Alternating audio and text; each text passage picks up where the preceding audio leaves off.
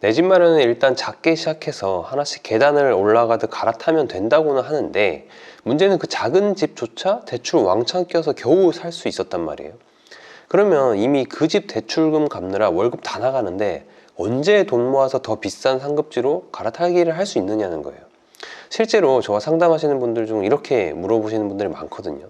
이번 시간에는 내 집 마련 후에 저축을 못해도 어떻게 상급지로 갈아탈 수 있는지 그 방법에 대해서 말씀드리도록 하겠습니다.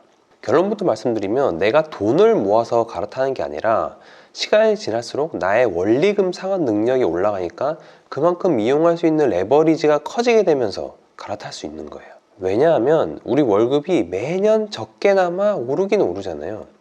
일단 한 채를 사서 실거주하면서 6년이 되든 8년이 되든 내 월급이 50만 원 오르면 1억을 더 갚을 수 있는 능력이 생기는 거예요. 여기서 50만 원은 1억을 4.5% 금리로 한 30년 만기로 대출을 받았을 때 월 상환 금액을 의미하는 거거든요. 한마디로 돈은 못 모았지만 기존보다 1억 더 비싼 아파트를 살 수 있는 능력을 갖추게 된다는 거예요. 월급이 100만 원 오르면요, 대출을 2억 더 굴릴 수 있는 상환 능력이 생긴 거예요. 실제로 집을 사면 대출 때문에 저축하기가 진짜 어렵거든요.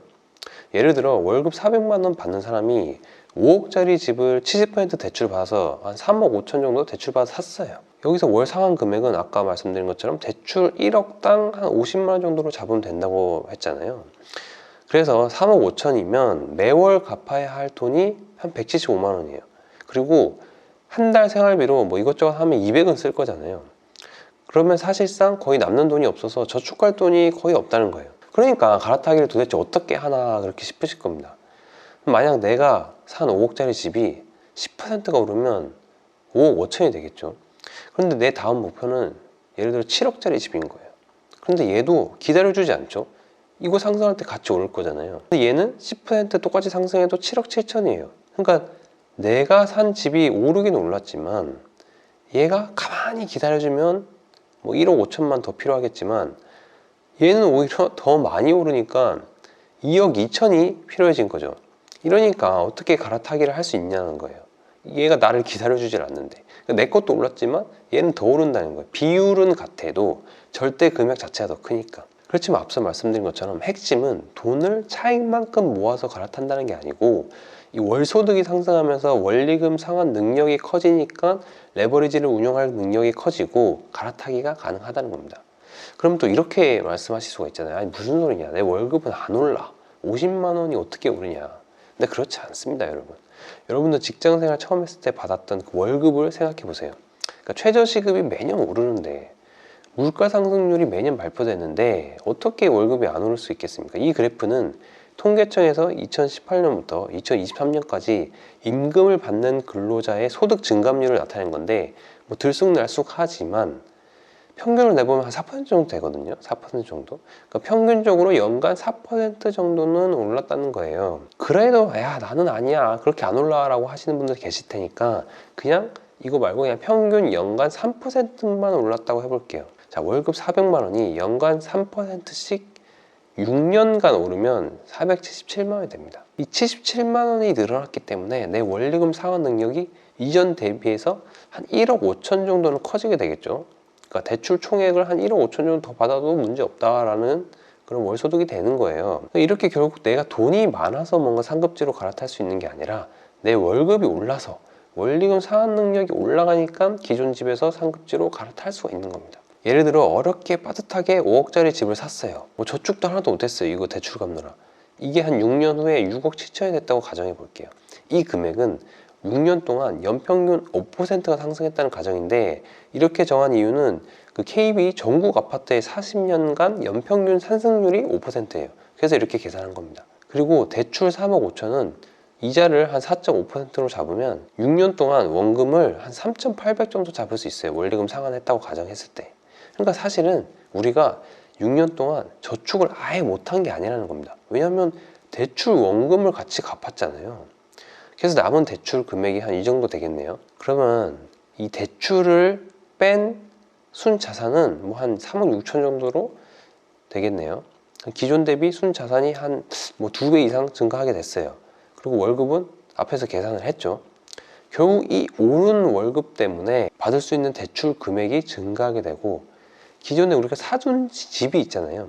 그 자산이 증가했기 때문에 이걸 더해서 한 8억 5천 정도 되는 집은 노려볼 만하다라는 거죠. 그러니까 기존에 우리가 5억짜리 집을 살 때는 감히 생각도 못했던 집을 6년 후에는 노려볼 수 있다라는 겁니다. 그러니까 이게 뭐 월급 모아서 그 돈 모아서 갈아타는 게 아니에요. 상환 능력이 올라갔기 때문에 갈아탈 수 있는 거지. 그러니까 저에게 상담하시면서 나왔던 질문들, 상급지를 어떻게 갈아타느냐에 대한 답이 바로 이거거든요. 또 집값이 떨어지면 어떻게 하냐라고 물어보실 수 있잖아요. 부동산이 꺾이면 상급지고 하급지고 다 떨어져요. 그러니까 어떤 사람은 뭐 상급지는 잘 안 떨어지니까 가격 방어가 된다라고 하는데 그렇지 않습니다. 불과 3년 전에 2022년에 강남 보세요. 얼마나 폭락했습니까? 그러니까 다시 말씀드리지만 오르고 내리는 그 비율 자체는 비슷해요. 근데 비율은 비슷한데 상급지가 절대 금액 자체가 크니까 더 떨어지는 거예요. 그러니까 떨어질 때도 상급지 갈아탈 수 있다는 거거든요. 집값은 떨어질 수 있어도 이 최저시급이 매년 인상되는 것처럼 내 월급은 안 떨어지고 오르잖아요. 내 월급이 오르면 원리금 상환 능력이 커지니까 살 수 있는 거예요. 우리가 보통 첫 내 집만 어떻게 하죠? 진짜 그 마음에 드는 집은 돈이 부족해서 못 사잖아요. 아쉽지만. 그래서 제가 평소에 어떻게 말씀드렸냐면 돈 좀 더 모아서 좋은 집 사야지 뭐 이렇게 생각하기보다는 일단 가용한 예산 안에서 작은 집이라도 시작을 해라 이렇게 말씀드렸어요. 그 이유는 월급을 모으는 속도보다 자산이 증가하는 속도가 더 빠르기 때문이거든요. 역사적으로 봤을 때 월급은 이 인플레이션을 이길 수가 없어요. 주변에 월급만 그냥 100% 차곡차곡 적금 모아가지고 부자 되신 분 있으면 저 좀 알려주시기 바랍니다. 현금을 들고 있는 게 아니라 자산을 보유해야 그 인플레이션을 이길 수 있는 거거든요.